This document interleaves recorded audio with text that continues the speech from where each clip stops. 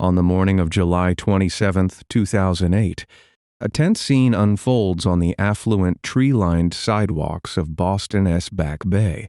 The heavy summer humidity hangs in the air as a man known to the world as Clark Rockefeller stands on the brick pavement, engaging in a legally mandated supervised visit with his 7-year-old daughter, Ray. Without warning, the polished facade shatters into pieces. He lunges forward, violently shoving the social worker overseeing the meeting to the hard concrete.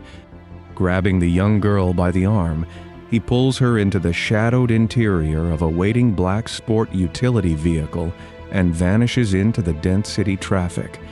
An Amber Alert immediately broadcasts across the eastern seaboard, sending shockwaves through the highest echelons of society as local police and the Federal Bureau of Investigation mobilize to track down a wealthy scion of the legendary American banking dynasty. However, upon running his name through secure federal databases, investigators make a chilling discovery that freezes the entire operation. The man they are hunting does not legally exist, decades before the chaos erupted on the streets of Massachusetts. The roots of this dark deception took hold in the quiet, affluent community of San Marino, California. Tall oak trees cast long, shifting shadows over manicured lawns and grand historic estates. In this peaceful enclave, a young married couple named John and Linda Sohus lived an entirely ordinary, unassuming life. John worked a steady job in data processing, finding comfort in the predictable rhythms of logic and technology. Linda spent her days managing a science fiction bookstore, surrounding herself with stories of distant worlds and creative wonders. In early 1985, the couple shared a sprawling property on Lorraine Road with John's aging mother, occupying the main house while dreaming of building an independent future together. They spent their weekends walking through the neighborhood, chatting with friendly neighbors, and visiting local diners. Their existence represented the classic suburban dream, built on simple routines, mutual affection, and the promise of a long life. Behind the main residence stood a secluded guest house, separated from the primary home by a stone pathway and a dense thicket of overgrown bushes. This physical proximity would soon prove fatal to their quiet existence. They sought nothing more than stability and happiness, entirely unaware that a predator had embedded himself just yards from their back door. The guest house had been rented to a peculiar, smooth-talking young man who introduced himself to the neighborhood as Christopher Chichester. Claiming to be an English aristocrat, he charmed his way into local social circles, leveraging a polished accent and an air of immense inherited wealth. He attended local church services, entertained elderly residents, and carried himself with an arrogant superiority that masked his complete lack of verifiable history. The physical distance between his front door and the Sohus family kitchen measured less than 50 feet, placing his daily movements in constant, suffocating overlap with their private lives. In February of 1985, the comforting routine of the Sohus household shattered when John and Linda vanished without a single trace. Their cars remained parked in the driveway, their personal belongings sat untouched in their bedrooms, and their bank accounts saw no activity. Friends and coworkers grew frantic, leaving unanswered phone messages and knocking on a front door that refused to open. Shortly after their sudden absence, the aristocratic tenant in the guest house quietly packed his belongings and slipped out of town, leaving behind only whispers and a lingering sense of dread. The San Marino police found themselves staring at empty rooms, unable to locate a single thread that could explain how two vibrant, responsible adults could simply evaporate into the California air. The answers remained buried beneath the earth, waiting in silent darkness for decades. Thousands of miles away and years later, the same predatory shadow reformed on the East Coast under a spectacular new guise. A man calling himself Clark Rockefeller emerged into the elite circles of New York and Boston, presenting himself as a brilliant, eccentric patrician born into the legendary American banking dynasty. He charmed his way into exclusive private clubs, collected modern art, and projected an aura of untouchable prestige that intimidated anyone who dared question his origins. In 1993, he crossed paths with Sandra Boss, a highly successful Harvard-educated financial executive whose intellect and ambition had earned her a prominent place on Wall Street. Captivated by his cultured persona and relentless pursuit, she agreed to marry him in a Quaker ceremony in 1995, stepping into what she believed would be an equal partnership. The couple settled into a luxurious lifestyle, splitting their time between a massive Manhattan apartment and an expansive country estate in New Hampshire. Yet behind the closed doors of their expensive homes, Rockefeller exhibited a bizarre controlling nature that slowly drained the oxygen from the marriage. He walked his dogs in tailored suits, refused to drive a vehicle, and insisted on conducting all his financial transactions in untraceable stacks of paper cash. Sandra grew increasingly uneasy as the years passed, noting her husband possessed no social security number, no passport, and no verifiable connection to the actual Rockefeller family. His psychological grip tightened, creating a suffocating environment of paranoia and isolation that forced her to question every aspect of the reality she had married into. The carefully constructed facade surrounding the Rockefeller marriage finally began to fracture in early 2007.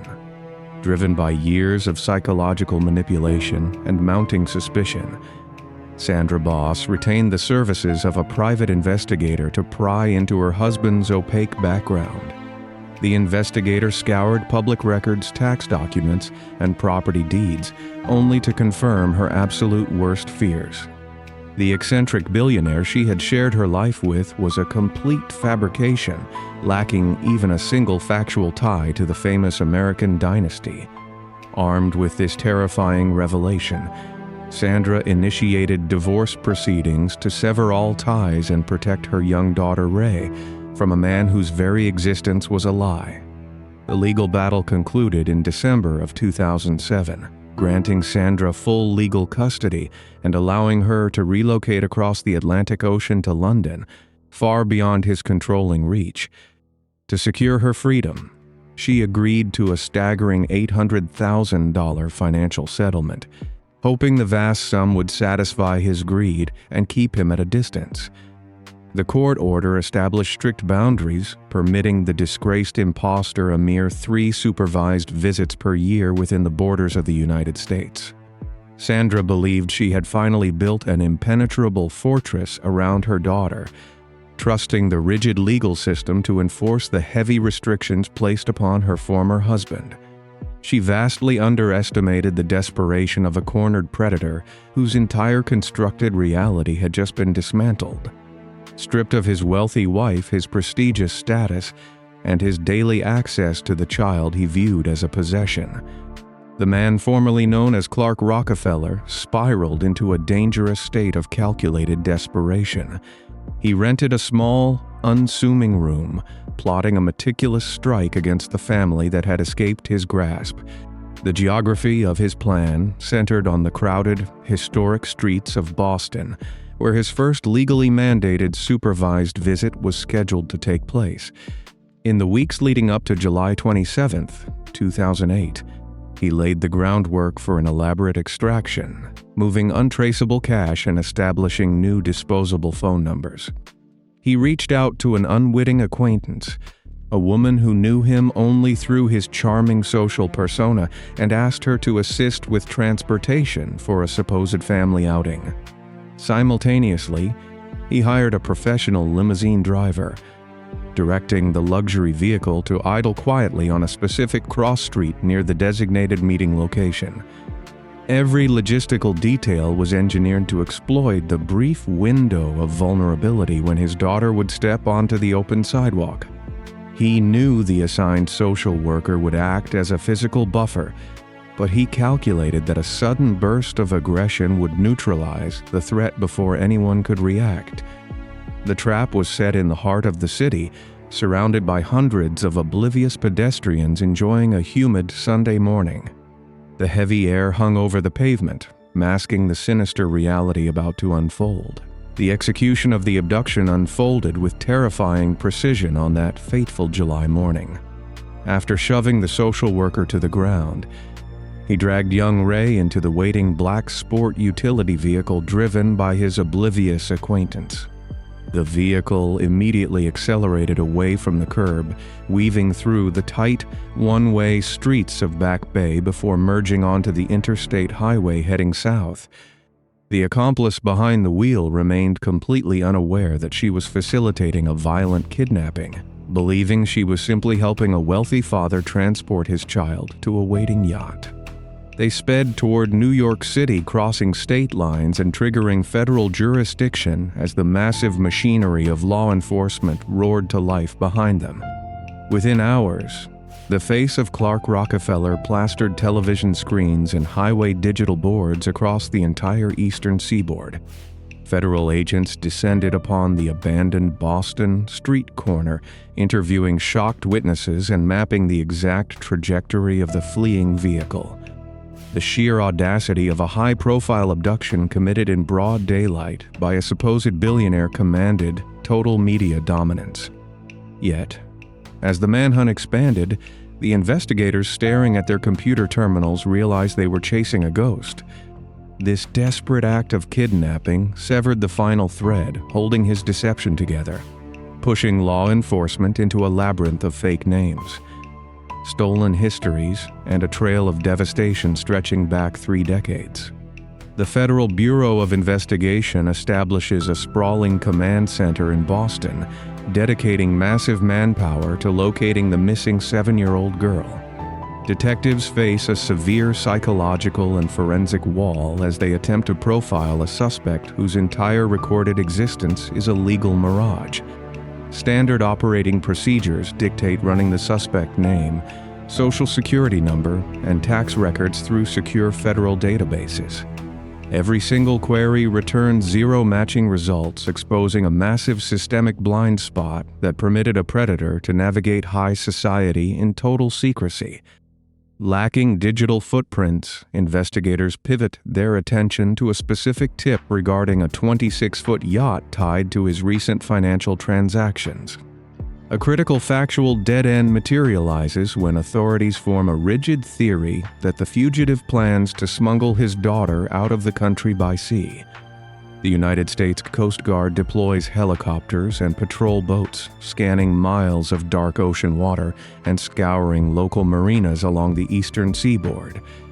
Hours tick by in agonizing silence as resources pour into the maritime search. Detectives scan shipping logs and interrogate harbor masters, hoping to catch a glimpse of the vessel slipping past the breakwater.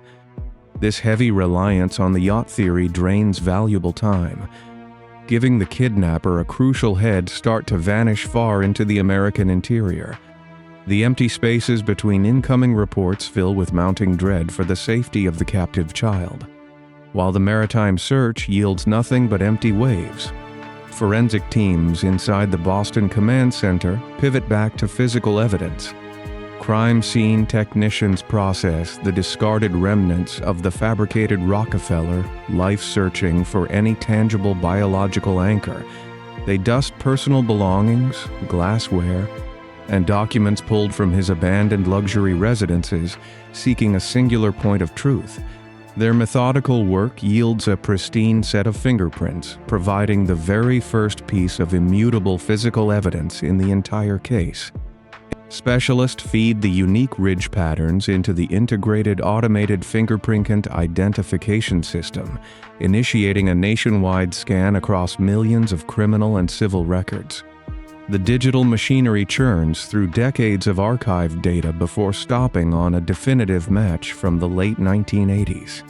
The system registers the fingerprints to a man named Christopher Crowe, a former Wall Street bond trader who operated out of Connecticut. Investigators pull the old employment files, discovering a lucrative career built during the booming financial sector of the era. The photograph attached to the corporate records displays as a younger version of the exact same arrogant imposter they hunt in the present day. Law enforcement officers possess a verified alias to track backward through time.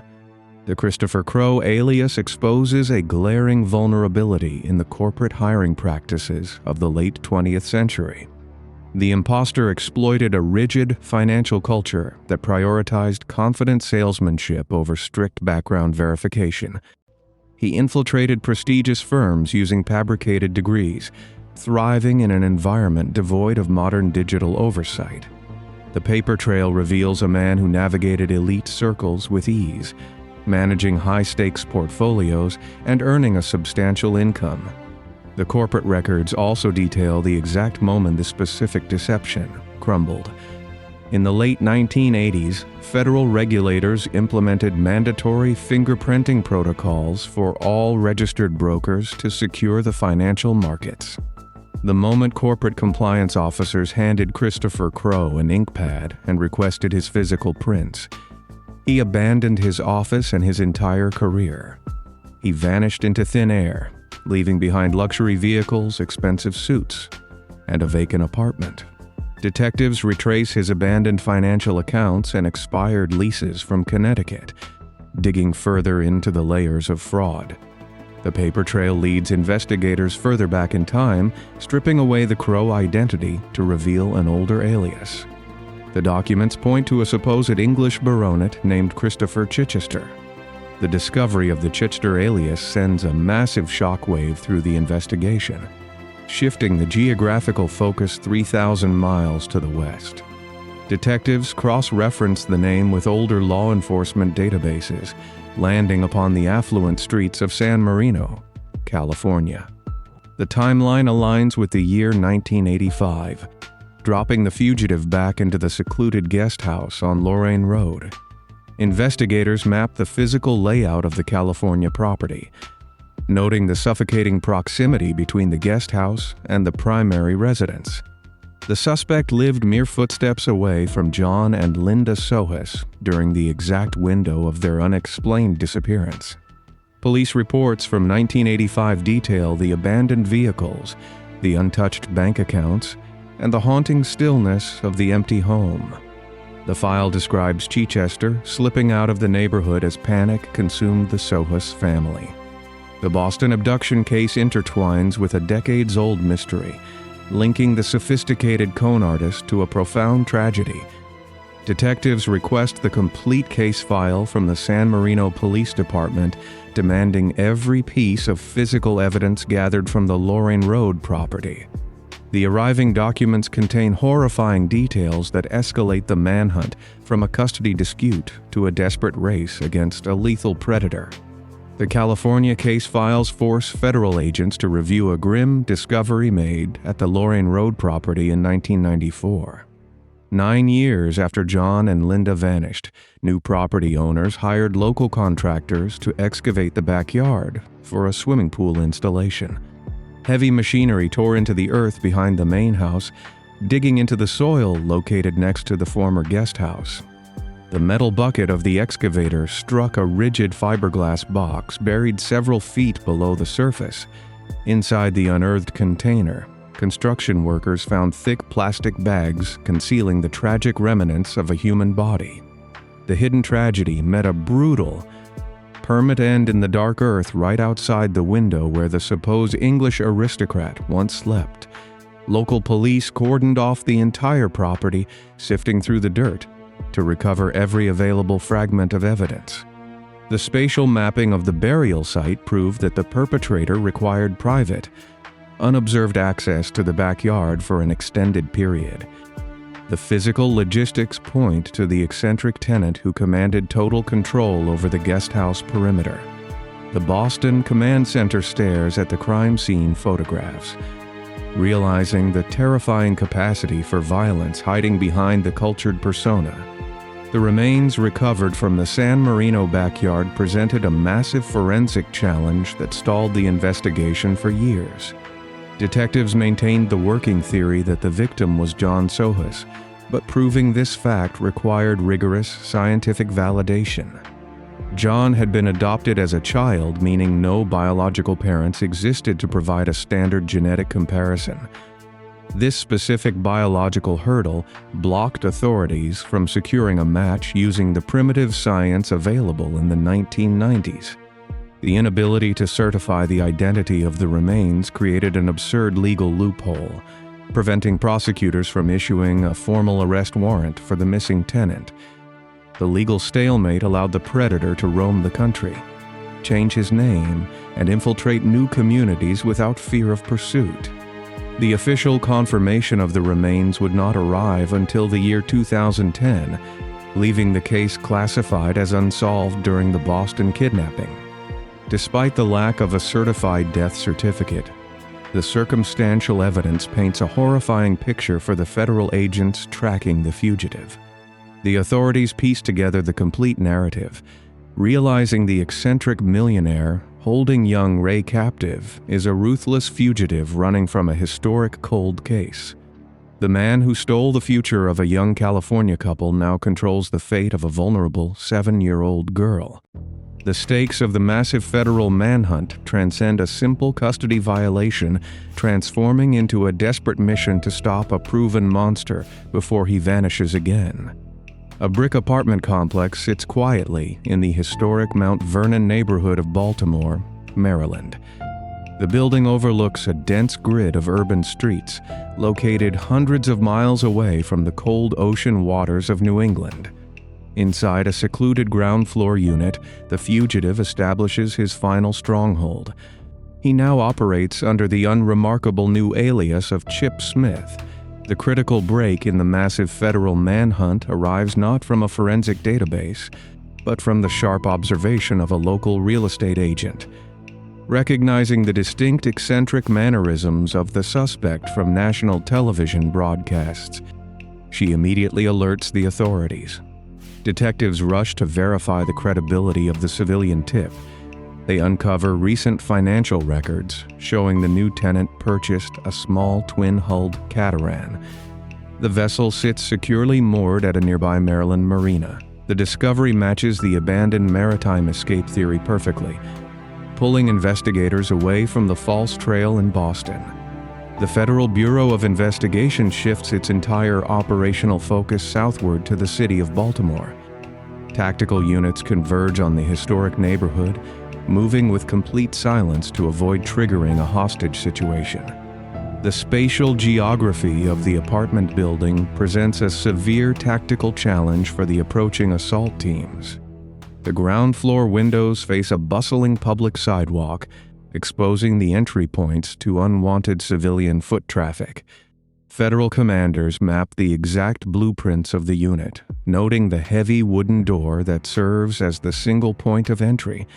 On the morning of August 2, 2008, agents establish a hidden secure perimeter around the entire city block. The extraction operation requires absolute flawless precision to prevent any collateral damage. The desperate fugitive controls a highly vulnerable captive inside the confined, unmapped space. Specialized snipers take their designated positions on the flat roofs of neighboring residential buildings. Tactical entry teams stack silently against the exterior brick walls, gripping their specialized equipment. The command center initiates a carefully scripted indirect phone call to the target. The psychological lure is brilliantly simple, designed to exploit the suspect's known obsession with control. The marina operator informs Chip Smith that his newly purchased vessel is currently taking on water and sinking rapidly into the harbor. Panic instantly overrides the calculated paranoia that kept the con artist hidden for 3 decades.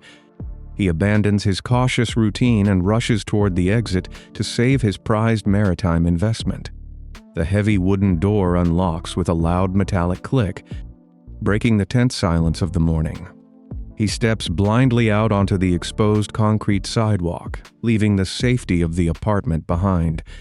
Federal agents emerge instantly from the surrounding shadows, executing the trap with overwhelming speed. They swarm the bewildered suspect from all sides before his mind can process the reality of the ambush. Strong hands force his arms behind his back, securing thick metal cuffs around his wrists. The apprehension concludes swiftly, lacking any violence, gunfire, or physical resistance. Tactical operators immediately breach the open doorway of the ground floor apartment to neutralize any remaining threats. They clear the small dark rooms with deliberate sweeping movements. The agents locate the 7-year-old girl sitting completely unharmed in a back bedroom. An immense wave of professional relief washes over the entire federal extraction team. Paramedics quickly transport the rescued child to a secure federal facility on the outskirts of the city. She safely reunites with her frantic, exhausted mother shortly after the successful morning raid, back at the brightly lit interrogation center. Investigators strip away the final layers of the decades-long masquerade. Fingerprint technicians and international law enforcement agencies combine their resources to shatter the grand illusion once and for all. The arrogant man known as Clark Rockefeller, Christopher Crowe, and Christopher Chichester is conclusively identified. Federal records confirm his true, documented name is Christian Karl Gerhard Streeter. He is a German national who crossed the border into the United States in the year 1978. At 17 years old, he arrived as a completely unknown penniless foreign exchange student in the state of Connecticut. The grand American aristocrat born to vast wealth never actually existed outside of his own mind. The spectacular web of lies finally collapses under the weight of immutable forensic truth. His sudden arrest for the custody abduction provides California prosecutors with the exact opportunity they desperately needed. The San Marino authorities finally possess the legal jurisdiction to charge the captive fugitive with a historic cold case homicide. The legal reckoning for the brazen abduction begins in 2009 inside a heavily guarded Massachusetts courtroom. The defense team mounts a desperate, highly publicized strategy to shield their client from absolute accountability. High-priced attorneys present a formal insanity plea to the stern presiding judge. They argue the defendant suffers from a severe medically documented delusional disorder. The legal counsel claims the grandiose aliases were genuine psychological breaks rather than calculated acts of financial and social fraud. The prosecution team systematically dismantles this psychiatric defense for the attentive jury. They present the meticulous step-by-step planning of the Boston abduction to prove absolute, rational criminal intent. The state highlights the disposable cellular phones, the hidden untraceable cash, and the precisely scheduled hired vehicles. The jury sees right through the fabricated narrative of mental incompetence. The court delivers a definitive guilty verdict for the kidnapping of young Ray and assault with a dangerous weapon. The judge hands down a firm sentence of 4 to 5 years in state prison, officially ending the opulent charade. As the Massachusetts prison sentence nears its inevitable conclusion, the violent ghosts of the past finally catch up to the disgraced con artist. Los Angeles authorities secure the complex legal paperwork required to officially extradite Gerhard Streeter back to the West Coast. He must now answer for the profound tragedy buried deep beneath the California soil. The highly anticipated criminal trial for the 1985 homicide commences in the year 2013. Forensic anthropologists take the witness stand to outline the horrific blunt force injuries inflicted upon John Sohos. The medical testimony paints a chilling picture of a sudden brutal attack carried out with extreme prejudice. Prosecutors present a towering stack of circumstantial evidence linking the fatal encounter directly to the secluded guest house. They detail the exact timeline of the sudden disappearance and the immediate suspicious flight of the mysterious English tenant. The trial exposes the absurd legal loopholes and missing DNA profiles that allowed the suspect to evade justice for nearly 30 years. The meticulous presentation weaves a tight, inescapable net of facts around the arrogant predator. A California jury deliberates the grim historical facts with unwavering focus and intense determination. They look past the decades of deception and return a resounding guilty verdict for the first-degree taking of a human life. The presiding judge issues a staggering, punitive sentence of 27 years to life in a maximum security state penitentiary. The heavy steel doors of the correctional facility close permanently on a man who manipulated human reality for 3 decades. This long-awaited verdict delivers monumental judicial closure to the grieving remnants of the Sohes family.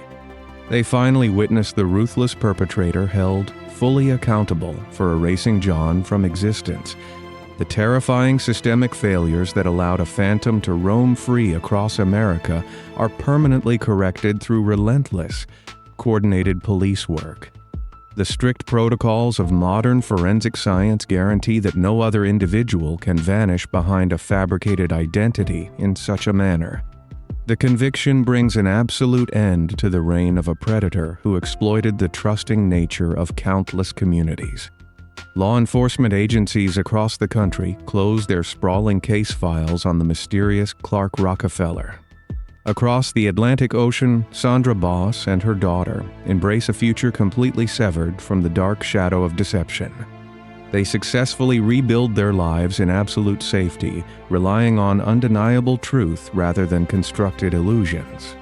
The massive federal manhunt ultimately dismantled one of history's most prolific and dangerous criminal frauds. A predator who genuinely believed his own superior intellect made him legally untouchable now faces a bleak, confined reality. He spends his days surrounded by rigid concrete, silent steel, and the undeniable weight of his own actions. The meticulously built empire of art, luxury, and false nobility is reduced to an ordinary prison uniform. The meticulous detective work of local and federal agencies restored order to a chaotic narrative. The justice system, though delayed by decades, ultimately proved capable of balancing the scales for the victims. The legacy of John and Linda Sohes is no longer defined merely by their tragic absence, but by the relentless pursuit of the truth that finally brought their destroyer down. The truth, buried deep under the California earth, ultimately outlasted the longest lie,